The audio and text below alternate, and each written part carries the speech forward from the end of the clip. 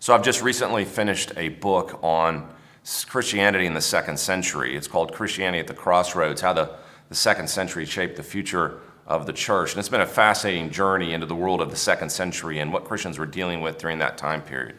It's a really unique time period. Christianity was for the first time standing on its own 2 feet without the help of a living apostle to guide them. They were, in one sense, like a newborn, just learning to walk and figuring out their way. And one of the things that's interesting about the second century is how hostile the environment was that they were in. Christians were getting pressure from all sides. The movement was small, it was fragile, it was shaky. And from a human perspective, it wasn't at all clear that they were going to make it. Now, of course, from a divine perspective, it was clear the church was going to make it. But from a human perspective, it wasn't at all clear the second century church was going to even survive at all. And as we look back on that, there's so many lessons that we can learn today. One of the things the second century Christians found themselves facing is just being social misfits.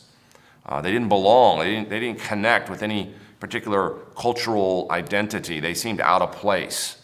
And I think anyone living in the 21st century today can relate to that. They just feel like they don't fit, they don't belong, they don't feel like this is their home. And that's something that second century Christians really felt. And we can recover that a little bit today and remember that we're not alone when we feel that way.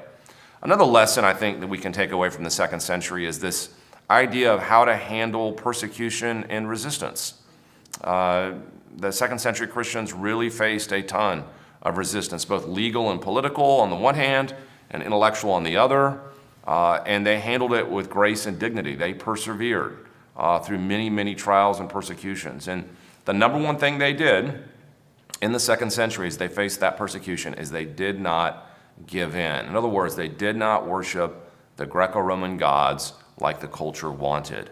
And that's a great lesson for today. Just to be reminded that our culture today wants us to bow down to all kinds of idols. And Christians need to say, no, we worship Jesus and Jesus alone, just like the Christians did in the second century. One other final thing I'll mention that I think is a takeaway from the second century is how much they were committed to Scripture.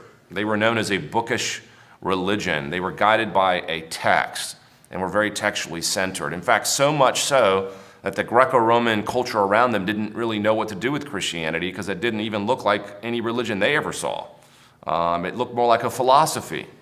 That idea of being a bookish, textually centered religion was a stunning thing in the ancient world, and we need to make sure we don't ever lose that in the modern day, that we always put Scripture number one first as our ultimate authority in everything, and that we are focused on that as the guide to everything we do.